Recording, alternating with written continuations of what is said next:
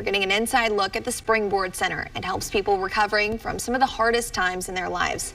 Our Megan Menendez has a closer look. Alcoholism, particularly the alcoholism rate out here statistically is twice as high as the national average. Since 2003, the Springboard Center has been a safe haven for adult men and women who are addicted to drugs and alcohol. The Springboard Center is a nonprofit drug and alcohol treatment recovery center, and so our goal is to help people who are struggling with alcoholism and addiction and help to get them sober for a long-lasting, healthy, positive life. Nathan Isaacs, the business development specialist for the Springboard Center, has a personal reason for being so invested. I truly believe that if it was not for the Springboard Center and if it wasn't for 12-step programs and getting plugged into that, I wouldn't be here today. And the reason why I say that is because I spent 18 years in active alcoholism and addiction. And within that 18 years, I wasn't sober for a week outside of a facility. And so that's starting from the age of 12 until just before my 30th birthday. Now, in that time, I had multiple overdoses, 3 grand mal seizures.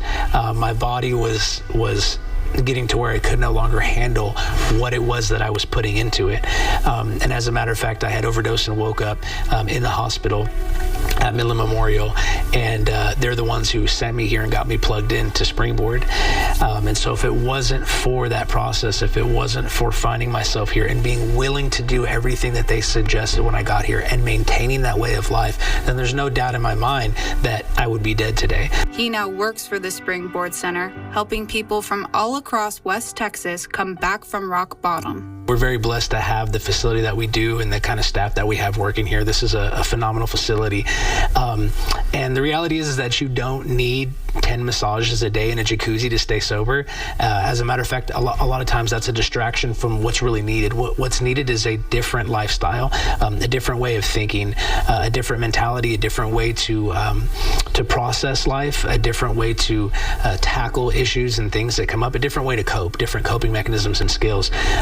And the Springboard Center is fantastic at teaching those things. Isaacs says sometimes it's best for those seeking treatment to stay local. Recovery is a change of lifestyle. So it's kind of like if somebody, wanted to see a therapist because they were struggling with some kind of anger issue, let's say. You don't go to a therapist once, they tell you what you need to hear, you're cured, and you go on about your life. It's something that you keep up with. It's something that you learn to utilize and adapt with. Recovery is the same way. And so if somebody is sent far off, they may have a wonderful experience there, but then they come right back to their own community right here in the Permian Basin, and they don't have that same support network that they did where they went to treatment. Whereas coming to treatment here, we take the clients to outside meetings, we get them plugged into the recovery community at large, so that when they leave the 30-day inpatient program, they know where to go and they have a support network and a community that rallies around them and helps walk them through this path. We're told everything the Springboard Center does is to help the community. And luckily, the community is helping the center too. We are a nonprofit treatment center. And so what that means is that, at the end of the year, if there's any additional funds or revenue that have come to the facility that haven't already gone to operations and to direct client care, then that gets poured back into the facility. So that means that we can hire more counselors. It means that we can, increase, the comfortability of the facility. I mean, we just, redid the big section of the dining room, big portions of residential, big portions of detox. We've revamped so many different programs, new counselors, all these different wonderful things that we're able to use. So we take those funds and we pour it back into the facility to make sure that it directly helps the clients. And we legally have to do that. And I love being able to be a part of that. The Springboard Center takes in anyone, whether they can pay or not. So the way that we're able to cover that is through the fantastic generosity of the Permian Basin. I mean, the people here are so kind to us.